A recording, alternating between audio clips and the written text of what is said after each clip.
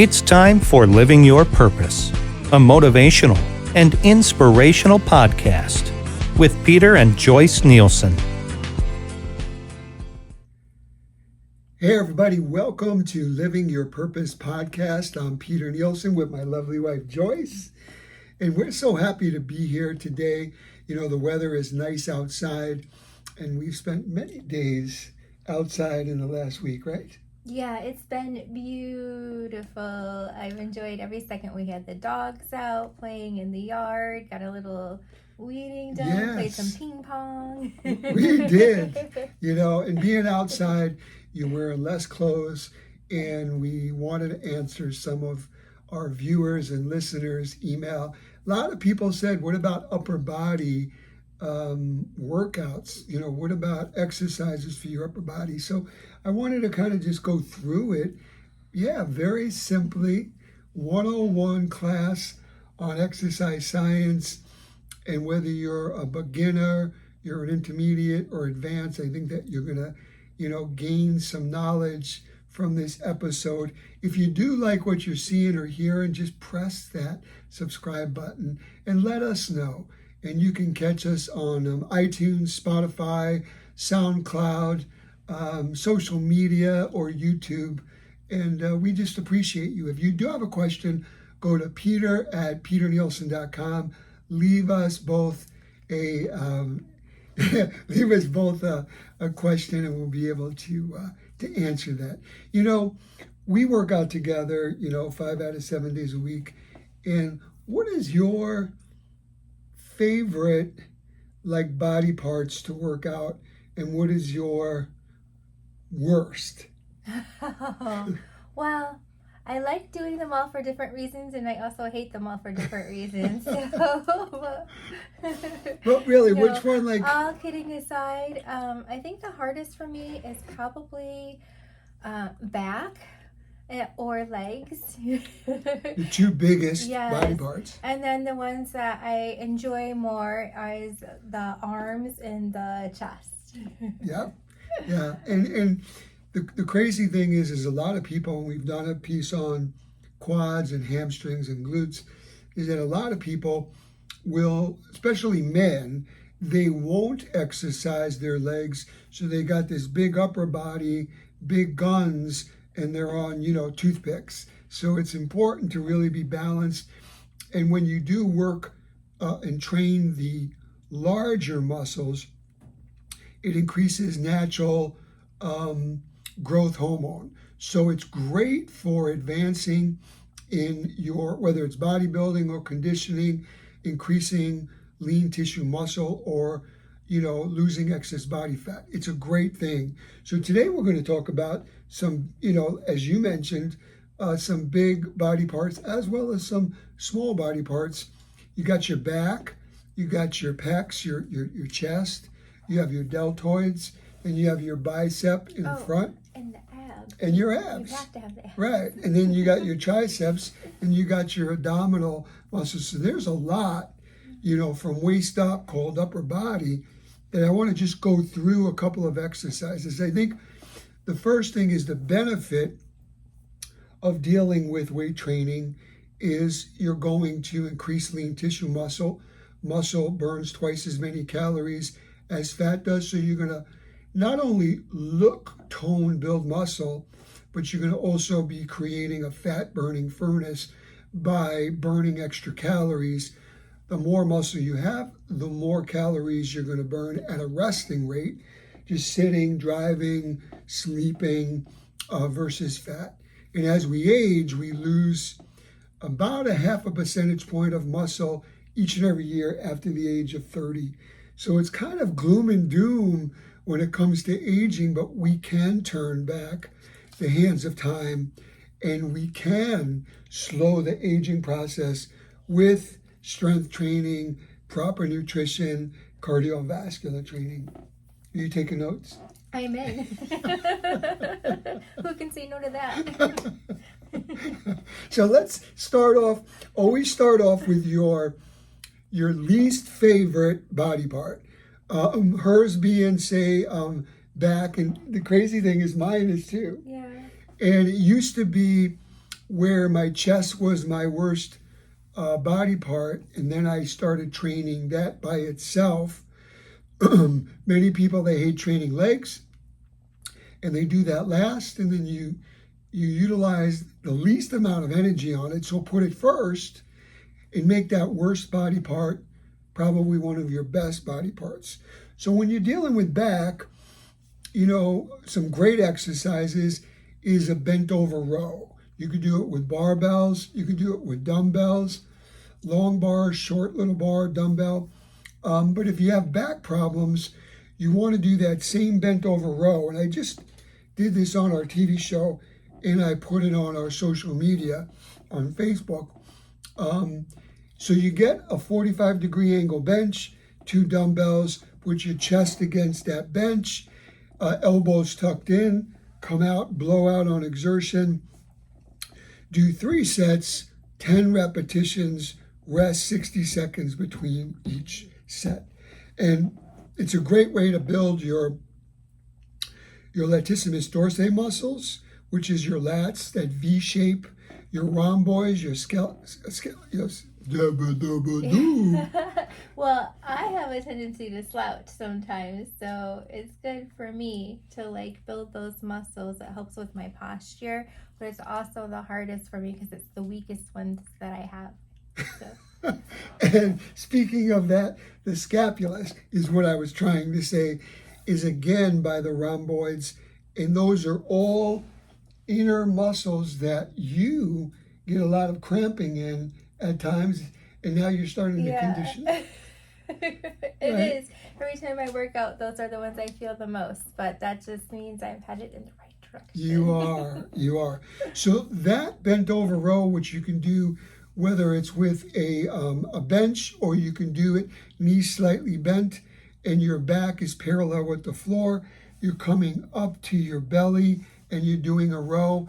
Another great way to simulate that is if you have a multi-station machine like we do, and you can do a vertical back where you're seated and your elbows are close to your waist, and you're getting a great exercise for your interior parts of your lats and your back. The other thing is that you may just have exercise cables. You can wrap them around your feet, knees slightly bent, sitting on the floor, and basically shoulders back, chest out. And now all of a sudden you're getting that stretch, you're getting that flexion. Great way to develop your back. So those are some exercises that you could do. Then there's the pull-up or the chin-up. Chin-up is where you're basically going under, and then a pull-up is where you're basically wide grip, and it's simulating like a lap machine at a health club. And it's a great exercise for your whole back. You want to do 3 sets, 10 repetitions of that as well. So how many times a week should someone be exercising? Great question. If a person doesn't have more than, say, a year and a half of strength training experience, then they want to make sure they do a full body workout every other day: Monday, Wednesday, Friday, Tuesday, Thursday, Saturday. If someone has got more than 2 years under their belt, they're more intermediate. And then they'll be training 3 body parts on Monday, the other 3 body parts on Tuesday, rest on Wednesday or do your cardio, and then start that cycle again on Thursday and Friday. Then if you're advanced, you would do just 2 body parts a day like we do, and it takes you 3 days to train the body one time, then you start that cycle again. And it's all about knowledge is power. And you can work out until you're blue in the face, and if you're not getting an adequate amount of protein at the breakfast, lunch, and dinner table, whether it's through good foods like fish or egg whites or chicken or turkey, protein shakes, then you're going to go into a catabolic standpoint. You're going to start atrophying, actually losing muscle, slowing the metabolism down if you're not getting an adequate amount of new protein to replenish what you just lost today. Yep. You I know, like so to drink my yeah, protein. you do, and you make great smoothies with protein. It's all about feeding the muscle, starving the fat. So we've talked about a lot of different exercises for your back.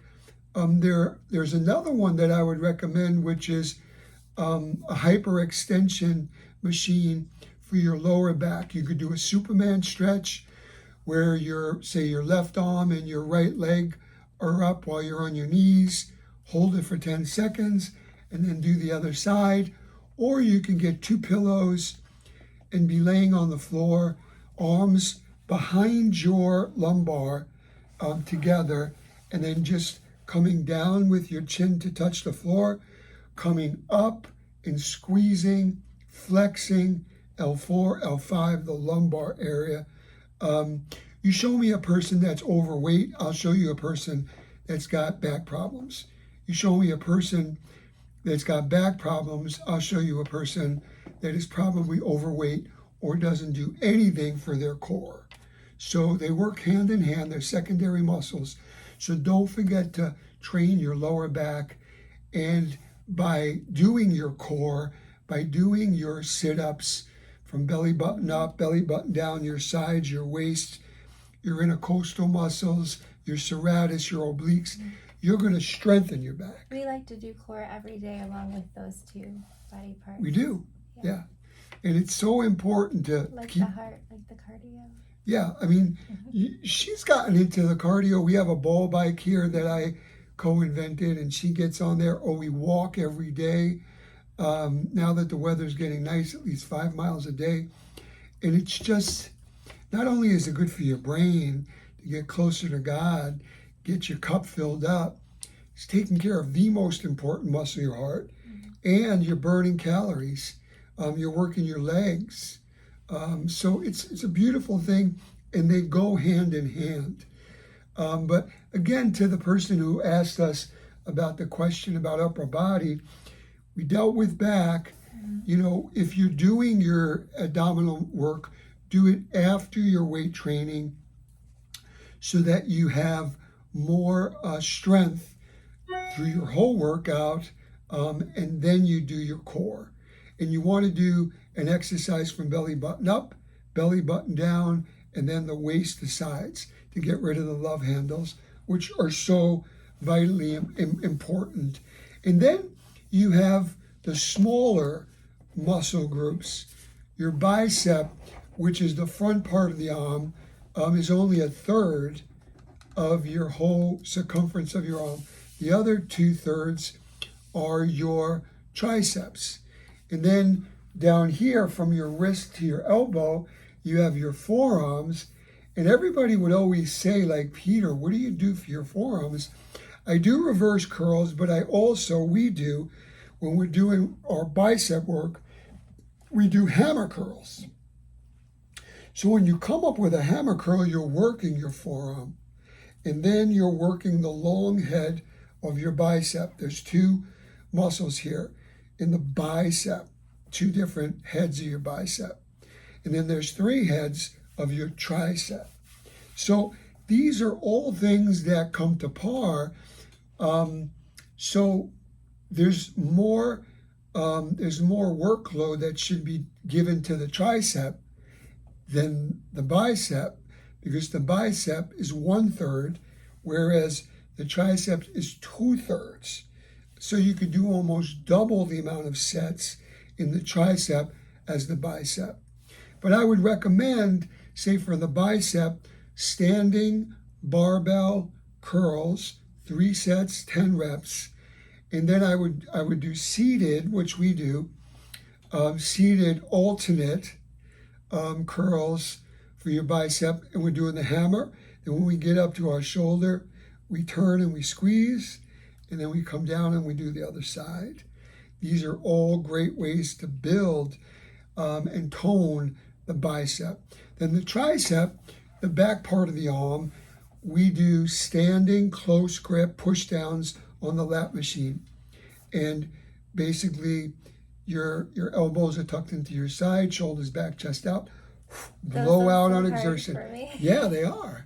There's a lot of women, you don't focus on your arms because you don't want to get them bulky, but it's so important as you age, getting off of a chair, getting out of the tub, getting out of your car, getting up. It's so important to have strong enough triceps so you're independent as you get older and age. And that's where people get in trouble. They get weak, they go into nursing homes, and then from there they go to hospice. So I'm thankful for him. He makes me work on all my focus areas that most of us hate doing. And she does a great job. You know, I mean, you're so youthful. And then when you're doing your triceps, you're doing, say, 3 sets of close grip push downs for your triceps. Then another great exercise is kickbacks, where you're doing dumbbell kickbacks. Your back is parallel with the floor. You got one knee supporting your body with one arm, same leg, and you're coming back and you're kicking back. If you don't have dumbbells, you can do dips. You're doing great. We just got to put a little weight on there. I know. So the last thing is your shoulders. Do anywhere, so there's no excuse. Exactly. And with those exercise cables, you could even, I have a great workout with my own exercise cables. You could go to peternielsen.com, and in my store, I have all this kind of gizmo stuff. Or you could go to Dunham Sports, which is a great partner of ours that sells that stuff. And then last but not least is your deltoids and your rotator cuff. It's the only joint in your whole body that goes 360 degrees. It is overtrained the most because most of all the exercises that you do is secondarily using your shoulders. So it's very important not to overtrain your shoulders. So a great superset for beginners is standing. What we do is superset 2 exercises back to back with little to no rest, where you're coming up to, say, your nose with a dumbbell, other side, and you're going out to the side, to your shoulder, and the other side. That's 1 rep, and you do 10 repetitions that way. And then lastly, your chest. Your chest body part that you enjoy doing and you look great is do a flat bench press, a wide grip, coming down to about your collarbone, blow out on exertion, 3 sets of 10. And then from there, you go to incline. You could use dumbbell or barbell. So you work in your upper chest, 3 sets, 10 repetitions. Then you end with flat dumbbell flies, where you're coming out working the cleavage and the outer parts, where you're the sculptor. You're the one who's, chiseling your body on how you want it to look. One person's rubbish can be another person's, amazement on what they want to accomplish, on how they want to look, right? Yes, so true. So I know there's a mouthful here. If you're watching this on YouTube, press the replay button and just watch this again. If you have any questions, go to peternielsen.com. You can subscribe on that site. It's got an abundance of information with macronutrient meal plans. Or you can catch us, on Spotify, YouTube, SoundCloud, or on our social media channels. So we just hope and pray that you are where you want to be. We're constantly evolving. We're constantly growing. As my grandmother always says, this too shall pass. It will. So if you feel like you're in a valley, if you feel like you're stuck, it's only temporary. It's not a permanent thing. And just eat good at the breakfast, lunch, and dinner table. The nutrition and the exercise are truly a symbiotic relationship. I mean, they work together.